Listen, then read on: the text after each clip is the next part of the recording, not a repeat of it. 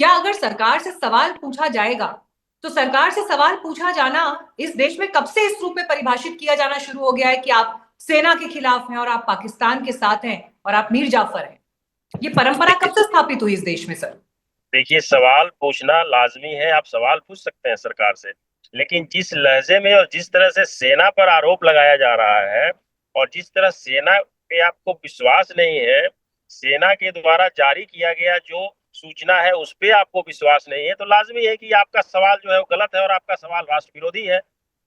आप बताइए, 100 टेररिस्ट मारे गए, दर्जनों उनके फाइटर जेट उड़ाए गए, ये जारी कौन सा किया है?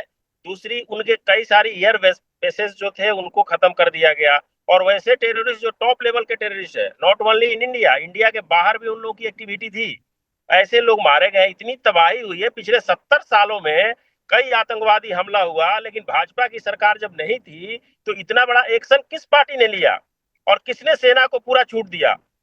पहली बार देश के यशस्वी प्रधानमंत्री ने तीनों सेना अध्यक्षों से मिलकर खुली छूट दे दी कि आपको जैसे प्लानिंग करना है, लेकिन हमें मुंह तोड़ जवाब देना है पाकिस्तान को, और दिया गया। ये तो राजनीति का विषय ही नहीं है। इस पर तो राहुल गांधी जी जो सवाल कर रहे पक्ष कर रहा है, इस पर सवाल करने वाले कोई किसी को औचित्य नहीं बनता है कि ठीक हम है, अपने सेना पे मुझे एक सवाल बात करें, और अपने बताइए नीरज राष्ट्र जी। पे सवाल करें। ठीक है नीरज जी, दूसरा सवाल बताइए मुझे। बीजेपी के आईटी सेल ने जो पोस्ट किया है, क्या ये सिर्फ अमित मालवीय और बीजेपी के आईटी सेल की सोच है, या फिर प्रधानमंत्री नरेंद्र मोदी भी विपक्ष के नेता राहुल गांधी को मीर जाफर मानते हैं? गृह मंत्री अमित शाह भी क्या राहुल गांधी को मीर जाफर मानते हैं, या सिर्फ ये बिल्कुल बीजेपी नहीं। के आईटी सेल की सोच है? मुझे इस पर क्लैरिटी दीजिए। देखिए, मैं आपको बताऊं कि कभी भी हमारे गृह मंत्री, हमारे देश के यशस्वी प्रधानमंत्री इस तरह की ओछी राजनीति में विश्वास नहीं करते हैं, लेकिन नहीं नहीं, जिस तरह से विपक्ष का नहीं नेता नहीं, लोकसभा में एक संवैधानिक पद है सर, इसलिए मेरे बिल्कुल को यह मैं समझना जरूरी है कि क्या ये जी सिर्फ बीजेपी के आईटी सेल के अमित मालवीय की सोच है, या फिर प्रधानमंत्री और गृह मंत्री भी यही मानते हैं? मुझे इस पे क्लैरिटी चाहिए। बिल्कुल सवाल ही नहीं उठता है प्रधानमंत्री जी और गृह मंत्री जी का। ये आईटी सेल इसलिए इस तरह का जारी किया गया कि जो अभी कई सारे बयान राहुल गांधी जी के आए हैं जिस पर उन्होंने सेना के ऊपर सवाल उठाया है, इसके पहले भी नहीं नहीं, राहुल गांधी मुझे बताइए कि प्रधानमंत्री मानते हैं उनको मीर जाफर या नहीं मानते हैं, और गृह मंत्री मानते हैं या नहीं मानते हैं? बिल्कुल नहीं मानते हैं, बिल्कुल नहीं मानते हैं। इसका मतलब अमित मालवीय गैर जरूरी हैं और बेमतलब की बातें करते हैं, क्योंकि अगर नहीं नहीं, प्रधानमंत्री और बिल्कुल गृह मंत्री नहीं उन्होंने मानते बेमतलब की तो बात फिर नहीं अमित करी। मालवीय नहीं नहीं, फालतू की बातें करते देखिए, हैं, इसका नहीं मतलब। नहीं, उन्होंने बेमतलब की बातें नहीं करी, उन्होंने बिल्कुल फालतू की बातें नहीं करी। जो इनकी एक्टिविटी थी, जो इनकी कार्यशैली थी, जो राहुल गांधी जी नहीं विदेश नहीं में सर, जहाँ आप तहाँ दोनों बातें एक साथ कर रहे हैं। या तो प्रधानमंत्री और गृह मंत्री भी मानते हैं जो अमित मालवीय कह रहे हैं वो बात सही है, बिल्कुल या नहीं। फिर मैं अमित मालवीय फालतू बात कर रहे हैं। इन देखिए, दोनों में से मैं एक ही बात सच हो सकती है। आप देखिए मुझे मीनाक्षी बताइए जी, कौन सी बात मैं सच है। मैं आपको स्पष्ट कर दूं कि प्रधानमंत्री जी हमारे और गृह मंत्री जी इस तरह का सोच बिल्कुल नहीं रखते हैं, लेकिन राहुल गांधी जी इस तरह के सोच रखते हैं, इसलिए भारतीय जनता पार्टी की आईटी सेल ने इस तरह का पोस्ट किया है। ठीक है सुजाता जी, वो कह रहे हैं कि हमने तो कर दिया है क्योंकि राहुल गांधी इस तरह की बातें करते हैं। मैंने उनसे सवाल पूछा इसको लेकर कि क्या टॉप लीडरशिप की भी यही सोच है। उस पर उन्होंने क्लैरिटी से बोल दिया कि नहीं, प्रधानमंत्री वो नहीं सोचते, आईटी सेल ये सोचता है। आईटी सेल क्या सोचता है? क्या इससे अब कांग्रेस पार्टी को फर्क पड़ना चाहिए? विपक्ष के जो नेता हैं लोकसभा में उनको फर्क पड़ना चाहिए? ऐसा है मीनाक्षी जी कि भारतीय जनता पार्टी के प्रवक्ता क्या कह रहे हैं उस पे जाना बिल्कुल बेमाना हो जाता है, क्योंकि सत्यता ये है कि आरएसएस भाजपा आईटी सेल ये एक है। तो इसमें अभी तक तो ये नहीं कहा गया कि जो भाजपा का आईटी सेल कह रहा है वो प्रधानमंत्री नहीं कह रहे हैं। अब प्रधानमंत्री को तो ये बताना पड़ेगा कि अगर आप कांग्रेस के नेताओं को ऑल पार्टी डेलीगेशन में विदेश भेज रहे हैं तो आप किसको भेज रहे हैं? ये सब राहुल गांधी के सैनिक है जो जा रहे हैं। तो इसका मतलब ये है कि आप जिनको एंटी नेशनल कह रहे हैं उनको भेज रहे हैं, तो शर्म आनी चाहिए। ये जो दोहरा रवैया है ये केवल वोटों की राजनीति की खातिर करा जा रहा है।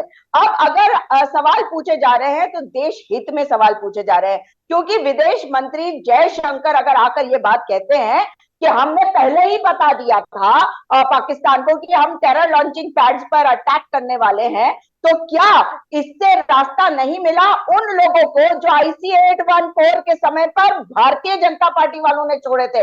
उस समय जिनको छोड़ा, अब की बार उनको मारा जा सकता था, लेकिन आप देख रही हैं कि उनको इमरान मसूद हो, क्या नाम है उनके, हाफिज सईद है, इमरान, और भी कई कई हैं जिनके नाम ये ले नहीं सकते, क्योंकि इनका रिश्ता उनके साथ है। सबको देशद्रोही बता देना क्या इनको ये सूट करता है?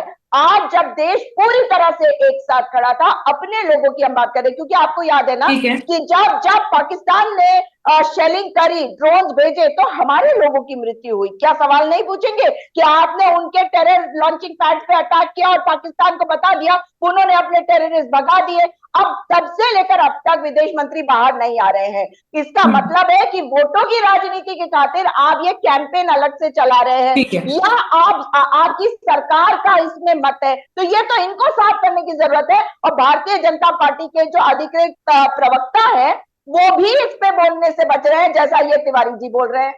ठीक है नवीन जी, राहुल गांधी मीर जाफर है क्या? आपको भी लगता है ऐसा?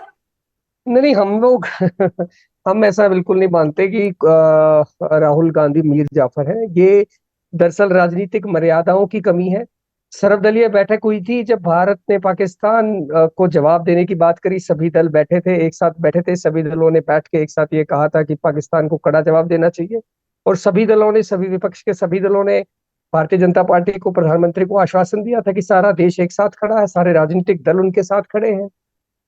और सबने मिलजुल कर, सेना ने जवाब दिया पाकिस्तान को। उसके बाद जिस प्रकार से भारतीय जनता पार्टी इसका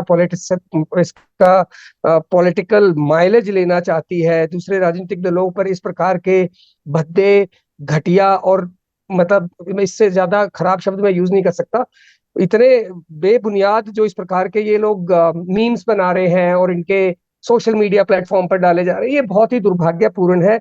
मुद्दों पर आधारित राजनीति होनी चाहिए। राजनीति इस बात पर होनी चाहिए कि जयशंकर जी ने ऐसा क्यों कहा कि उन्होंने पाकिस्तान को पहले ही इन्फॉर्म कर दिया था।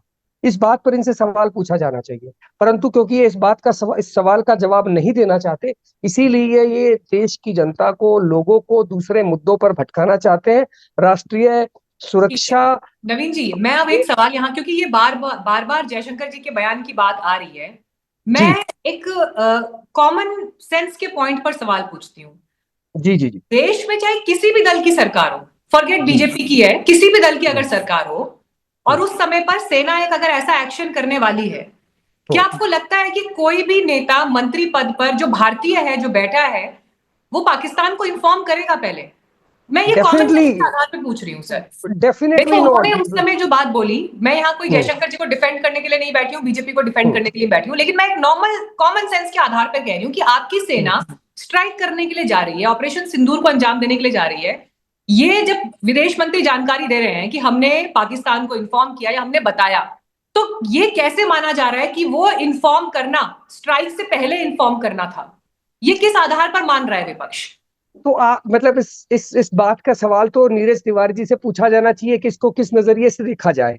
उन्होंने खुले शब्दों में कहा है, सबके सामने कहा, वो स्लिप ऑफ टंग है, क्या है, परंतु बहुत नहीं, मैं तो आपसे पूछ रही हूँ, आप भी इस देश के नागरिक है ना, क्या आपको लगता है कि मंत्री पद पर बैठे एक व्यक्ति अगर ये बात कर रहे हैं तो उसका मतलब ये है कि उन्होंने पहले पाकिस्तान को फोन मिलाया और इन्फॉर्म किया कि हाँ जी, हमारी सेना बस यहाँ से जेट्स उड़ने वाले हैं और हम ये अटैक करने वाले हैं? डू यू रियली थिंक कि ऐसा हुआ है sir? I really do not think इस प्रकार का होना चाहिए। I really do not think इस प्रकार का किया गया होगा, पर उन्होंने कहा है, और अगर कहा है तो सवाल पूछा जाएगा, सवाल भारतीय जनता पार्टी से पूछा जाएगा कि उन्होंने इस प्रकार का बयान क्यों दिया है, वो कैसे इन्फॉर्म कर सकते हैं पाकिस्तान को, उन्हीं को जवाब देने वाले हैं। और आप वार करने से पहले अपने सामने वाले को बताओगे कि मैं क्या वार करने वाला हूं, ये कैसी बात है? ये बहुत ही दुर्भाग्यपूर्ण बात है। मानेंगे ना, ऑपोजिशन भी ये बात तो मानेगा ना कि मिस्टर जयशंकर पॉलिटिशियन होने से पहले, मंत्री होने से पहले डिप्लोमैट के रूप में सर्व करके आए थे, पढ़े लिखे व्यक्ति हैं, समझदार व्यक्ति हैं, उनका पूरा एक अगर सीवी आप उठाकर देखेंगे तो उपलब्धियों से भरा हुआ एक सीवी है, उन्होंने एक सर्विस की है इस देश में, फॉरेन सर्विसेज में।